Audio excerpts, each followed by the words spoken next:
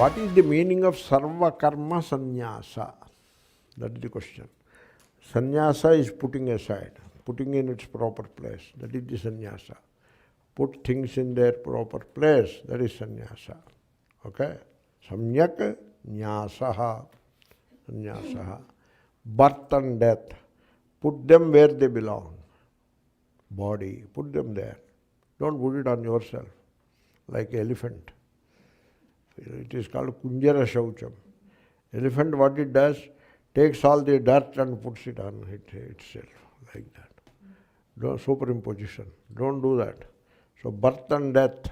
What is sannyasa? Put birth and death in their place. That is the body. Birth and death for the body, not for me. That is sannyasa. But then, kriya, the sense of doership. The sense of doership comes with the corresponding sense of enjoyership. First comes enjoyership. You are an enjoyer. That's why you do things and become the doer. Bhokta becomes the karta. If there is no bhokta, there is no karta also. That's why first you give up the bhokta. I am not the bhokta. Ma phaleshu kadachana. That is not the only sentence. So there are dozens of such sentences. Anashritah karma phalam. So I am not the bhokta. So yuktah karma krat. So phale asangaha, like that. Therefore, you don't be the bhokta. Okay? Do the job, but don't be the bhokta. So now the sense of enjoyership is gone. So you, lo and behold, the sense of doership also will go. But first, give up sense, you proactively give up the sense of enjoyership. Then you remain the doer. No enjoyer, you remain the doer. That's why karmanyeva adhikarasta. You remain the doer. You do kuru karmani. You do your job. So you are the doer. But then a time comes, so there is an expression, so you will realize that the action happens, the doing happens, and you are not the doer anymore. Then what are you? You are the watchful or witnessing awareness. That is what you are. Doing happens. So now what happened to kartrutvam? It is gone. So the doing will be there. Karma will be there. Bhoktrutvam has gone before. Kartrutvam also has gone later. Let us say in that sequence. So once the kartrutvam is gone, it is called as karma sannyasa. And when you are not a karta for one karma, you are not a karta for any other karma also. Therefore, sarva karma sannyasa. The word sarva is also significant. First, don't do any bad karmas. Nishiddha karma don't do.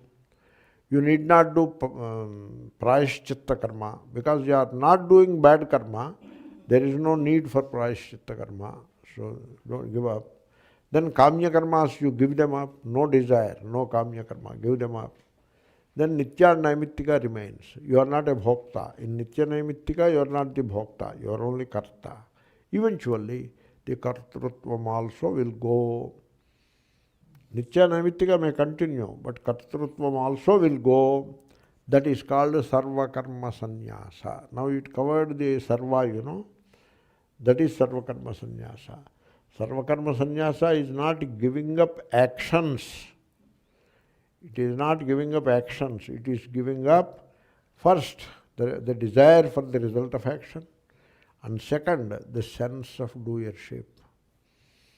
Akarmani karma, karmanya karma, that is the sarva karma sannyasa.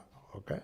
That's why in the name of sarva karma sannyasa, you stop doing your job, and so I will not do the job, I will not take care of the children, I will not take care of the wife, I will take a iktara, ting, ting, ting, ting, Hare Krishna, Hare Krishna. That is not the way. That is not sarva karma sannyasa. Swamiji, that ashram sannyasis are supposed to be sarva karma Yeah. Sannyasa ashram is slightly further it moves, where you give up nitya naimittika karmas also. But that I will come. But first, where you are advised to do sarva karma sannyasa. How? While doing your duties, allow that sense of doership to drop the way I have described. That is sarva karma sannyasa. That is what is suggested in Gita. Okay? Ashrama sannyasa is also there. Where nitya naimittika karmas also you stop doing. We'll come back.